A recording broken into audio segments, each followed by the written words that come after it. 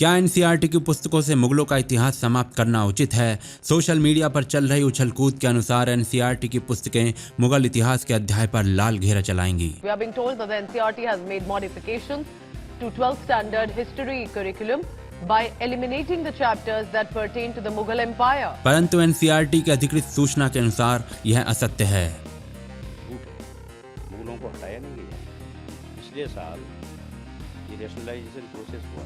कुछ ऐसी ही सूचना उत्तर प्रदेश से भी आई थी। सत्य क्या है समय बताएगा, परंतु क्या भारतीय इतिहास के कालखंड को पुस्तकों में सीमित या समाप्त करना सही कदम होगा? यह केवल सरकारी आदेश नहीं, पुस्तकों में परिवर्तन चुनावों का विषय बन चुका है और भारत सरकार ने इस पर प्रतिबद्धता दिखाई है। परंतु क्या पाकिस्तान ने भी ऐसा ही नहीं किया था? मौर्य या हिंदू राजवंशों का इतिहास पुस्तकों से मिटाकर। Despite the fact that international agencies have asked them to change it, what they do is they take the curriculum that is hateful against primarily Hindus, more so than anyone else, and shift it, say, from grade 7 to grade 8. क्या NCERT की पुस्तकें विष से भरी हुई हैं? क्या उनमें परिवर्तन आवश्यक है? यदि हाँ, तो क्या परिवर्तन का स्वरूप मुगलों का इतिहास मिटाने से होगा या सत्य इतिहास बताने से? क्या है वो इतिहास जिसे एनसीईआरटी नहीं बता सकती? और कैसे असत्य इतिहास से सुसज्जित इन पुस्तकों ने समाज में गरल बोया है? जानेंगे आज द रेड फाइल्स के इस भीषण प्रकरण में। हमारा समर्पण आकर्षक है तो चैनल को इसी क्षण सब्सक्राइब कर ले।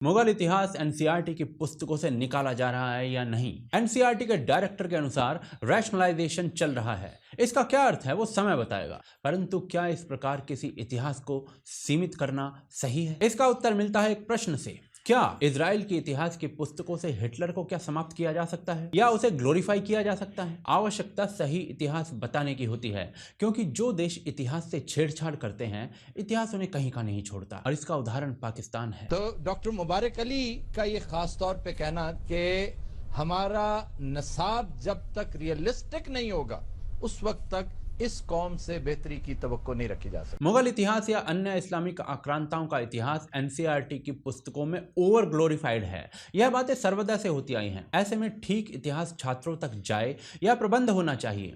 क्या है ठीक इतिहास?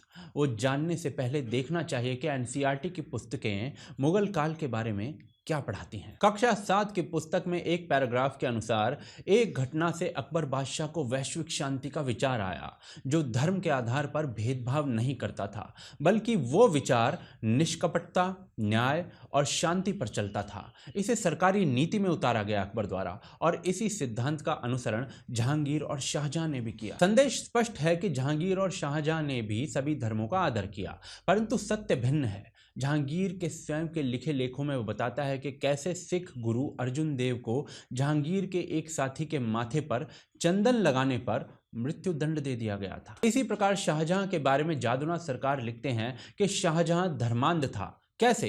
यह सब आगे देखेंगे। अभी केंद्र बिंदु एनसीईआरटी की मुगल विवेचना पर ही बनाते हैं। कक्षा 7 की पुस्तक यहां बता रही है कि कैसे शाहजहां ने लाल किले में एक न्यायपालिका बनवाई, जिसमें छोटा बड़ा सबको न्याय मिलता था, जिससे एक ऐसा समाज बना जहां सब समानता से रह पाए। एनसीईआरटी की पुस्तकें जिज़िया जैसे टैक्स पर क्या कहती हैं? 12वीं कक्षा की पुस्तक उद्धृत करती है कि उलेमा जो लोग थे वो सुल्तान से शासन शरीयत के अनुसार चलवाते थे, परंतु भारत में स्थिति थोड़ी जटिल थी, क्योंकि जन सामान्य में बहुत से अभी भी इस्लाम को नहीं मानते थे। ऐसी स्थिति में जिम्मी नाम की एक श्रेणी बनाई गई, जिसका अर्थ हुआ वो श्रेणी जिसकी रक्षा करनी है, जो यहूदी और ईसाई समाज को दी गई। ये लोग जिज़िया नाम का टैक्स देकर मुस्लिम शासकों द्वारा रक्षा का अधिकार पा लेते थे। भारत में यह अधिकार हिंदुओं को मिला। एनसीईआरटी के अनुसार जिज़िया अपनी रक्षा करवाने का अधिकार था। धरातल पर क्या था वो आगे देखेंगे, परंतु अब ये देखिए, एनसीईआरटी की 12वीं की पुस्तक में लिखा है कि कैसे मुगल स्वयं को केवल मुसलमानों का नहीं बल्कि हर वर्ग का शहंशाह मानते थे। मुगल हिंदू, जैन, पारसी, यहूदी या ईसाई समाज को अपने धार्मिक मंदिर या केंद्र चलाने के लिए अनुदान और भूमि देते थे। अभी तक एनसीईआरटी मुगलों को न्यायप्रिय, शांतिप्रिय, सबके लिए समान, धर्मनिरपेक्ष, अल्पसंख्यकों से प्रेम करने वाला, रक्षा करने वाला, ये सब दिखा चुकी है शाहजहां, जहांगीर, अकबर के उदाहरण दे देकर। परंतु ये कितने धर्मनिरपेक्ष थे, ये एक उदाहरण उदाहरण से देखते हैं। जहांगीर पुष्कर के मंदिर में पहुंचता है, वहां वराह अवतार की पौराणिक मूर्ति स्थापित थी। जहांगीर कहता है कि मैंने मूर्ति देखी जिसका मुख शूकर जैसा था।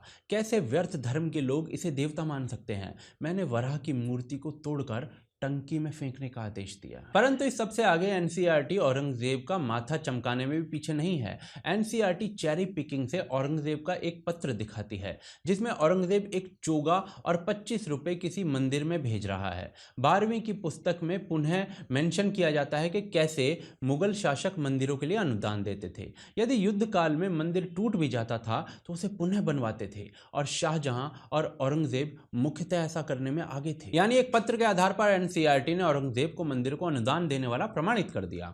कक्षा 12 की यह पुस्तक मोहम्मद बिन तुगलक को कला प्रेमी और दयालु शासक बताती है। यह सब देश के छात्र पढ़ते आए हैं। मुगल न्यायप्रिय, धर्मनिरपेक्ष, मंदिर बनाने वाले हिंदू रक्षक। एनसीईआरटी द्वारा उकेरी गई यह छवि क्या सत्य है? कौन थे वास्तविक मुगल? वो आगे देखते हैं।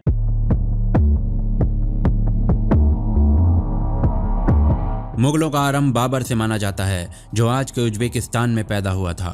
ये तैमूर और चंगेज खान का वंशज था। इसी का साम्राज्य 16वीं शताब्दी के मध्य से आरंभ हुआ और 1707 में औरंगजेब की मृत्यु के पश्चात उसका पूर्ण पतन। क्या ये शासक दयालु, प्रजा का सोचने वाले, अच्छे एडमिनिस्ट्रेटर थे जैसे एनसीईआरटी प्रेषित करती है? बाबर अपनी आत्मकथा में लिखता है कि हिंदुस्तान बहुत कम आकर्षण का देश है। लोगों में कोई सुंदरता नहीं है, कोई सामाजिक मेलजोल नहीं है, काव्य प्रतिभा की समझ नहीं है, कोई शिष्टाचार नहीं है। बाबर अपनी पुस्तक बाबरनामा में लिखता है कि मेरे काबुल के गवर्नर ने पूरे सिंध प्रांत में हिंदुओं के विरुद्ध एक विनाशकारी युद्ध चलाया। उसने इस्लाम की तलवार से धर्मांतरण की एक समृद्ध फसल को पैदा किया। अधिकांश महिलाएं अपने सम्मान को बचाने के लिए जौहर करके अपना देह त्याग कर रही थी। बाबरनामा में ही एक कविता के रूप में बाबर कहता है कि इस्लाम के लिए मैं जंगलों में भटक गया, मूर्ति पूजकों और हिंदुओं के साथ युद्ध के लिए तैयार, शहीद की मौत से मिलने का संकल्प लिया। अल्लाह का शुक्र है मैं एक गाजी बन गया। फ्रैंकोइस गॉइटर ने अपनी पुस्तक रीराइटिंग इंडियन हिस्ट्री में लिखा है, भारत में आक्रांताओं द्वारा किए गए नरसंहार इतिहास में अद्वितीय हैं। नाजियों द्वारा यहूदियों के नरसंहार से बड़े हैं। यह नरसंहार तुर्कों द्वारा अर्मेनियाई और पुर्तगालियों द्वारा दक्षिण अमेरिकी मूल आबादी के वध से भी अधिक व्यापक हैं। विल डुरन के अनुसार भी भारत पर इस्लामिक आक्रमण वैश्विक इतिहास का सबसे रक्त रंजित अध्याय है। ये कुछ उदाहरण है। औरंगजेब, खिलजी पर तो बहुत बातें हुई हैं। थोड़ा टीपू सुल्तान को देखते हैं। एनसीईआरटी की 8वीं की पुस्तक टीपू के लिए मैसूर का बाघ, लेजेंड ऑफ टीपू सुल्तान, टीपू की तलवार जैसे शब्दों का प्रयोग करती है। परंतु टीपू सुल्तान के स्वयं के फरमान के अनुसार वो भारत को इस्लामिक देश बनाना चाहता था। टीपू के समकालीन भारत आयर एक रोमन अध्यापक टीपू के लिए लिखता है कि सुल्तान के लोग ब्राह्मणों का संहार कर रहे थे। उन्हें पकड़कर पीटना और उनका इस्लामिक विधि से खतना करना एक सामान्य सी बात थी और इस कारण एक बड़ी संख्या में पलायन भी हो रहा था। ऐसी अनेक कथाएं ऐतिहासिक तथ्यों के रूप में अंकित हैं जिन पर अनेक पुस्तकें लिखी जा सकती हैं, परंतु स्कूली पाठ्यक्रम इन शासकों की एक ऐसी छवि बनाता है जो झूठ या अर्ध सत्य पर आधारित है।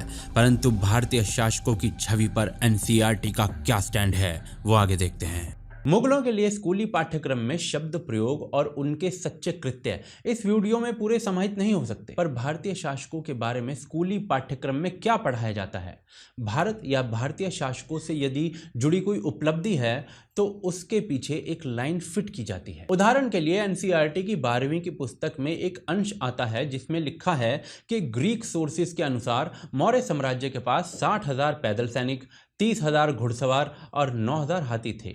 ये बात यहीं पर समाप्त हो सकती थी, परंतु एनसीईआरटी ने इसके पीछे जोड़ दिया। कुछ इतिहासकारों के अनुसार यह असत्य है। एक आरटीआई डालकर एनसीईआरटी से इन कुछ इतिहासकारों की सूची मांगी गई तो उत्तर आया कि ऐसी कोई सूची है ही नहीं।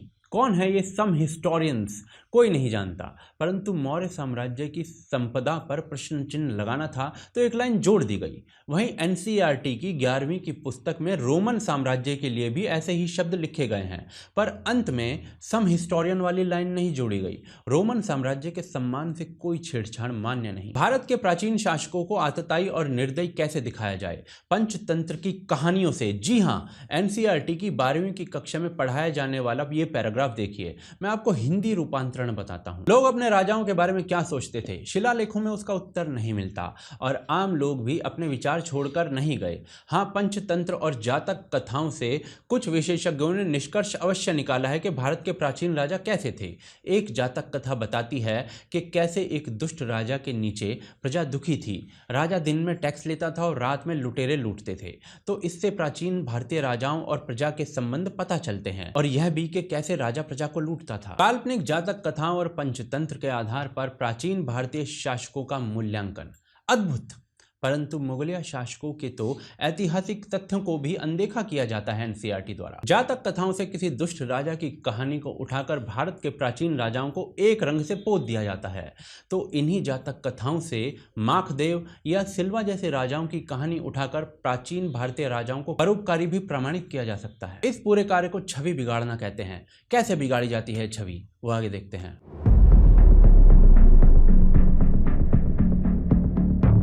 छवि शब्द छोटा है, परंतु इस पर कार्य किसी का भी व्यक्तित्व बना देता है।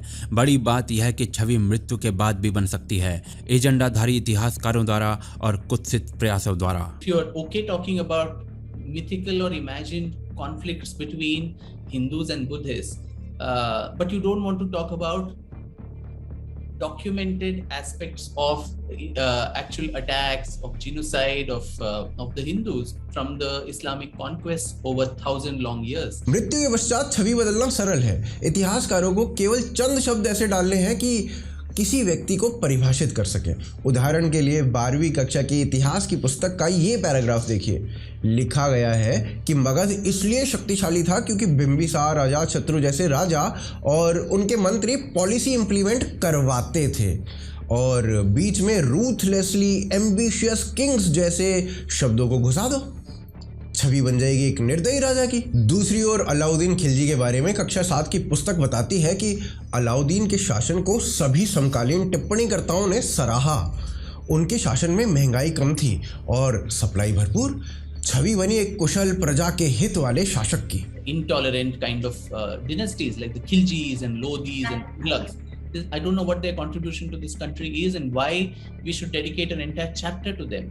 Whereas entire chapter, there are almost 2 or 3 chapters, of course, to the Mughals, but then the Cholas, under whom our maritime power extended to the southeast, probably less than half a page about the Cholas. इतिहासकारों के चंद शब्द पूरा व्यक्तित्व बदल देते हैं, परंतु खिलजी के स्वयं के क्रॉनिकल्स कुछ और कहते हैं। सुल्तान एक तानाशाह थे जो कभी सामूहिक नरसंहार या नगर गांव जलाने जैसे कार्यों से पीछे नहीं हटे। अलाउद्दीन ने इतना रक्त बहाया कि प्राचीन मिस्र के शासक भी शर्मा जाएं। हर विद्रोही की पत्नी और बच्चे पिंजरे में डाल दिए जाएं। यह अलाउद्दीन का आदेश था। यह सब अलाउद्दीन के स्वयं के क्रॉनिकल्स बताते हैं। ये एनसीईआरटी का कुशल शासक था। मात्र चंद शब्दों का हेरफेर और बात समाप्त, और ये कई प्रकार से किया जाता है। उदाहरण के लिए एनसीईआरटी आर्यन इन्वेजन थियरी और ऐसी अन्य कई चीज़ों को प्रमाणित करने के लिए सीधे सीधे रमाबाई, पेरियर या ज्योतिबा फूले के शब्दों को प्रमाण के रूप में दिखाती है।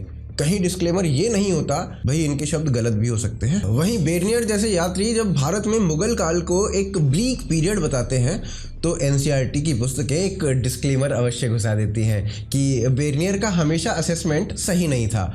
ये डिस्क्लेमर आर्यन इन्वेजन थियरी या ऐसे किसी अन्य प्रोपेगेंडा में नहीं मिलता है। क्रिटिकल थिंकिंग और फैक्ट चेक जैसे विषय एनसीईआरटी की पुस्तकों में केवल कुछ शासकों तक सीमित कर दिए गए हैं, जिनका आधार संप्रदाय और मत को देख कर लिया गया प्रतीत होता है।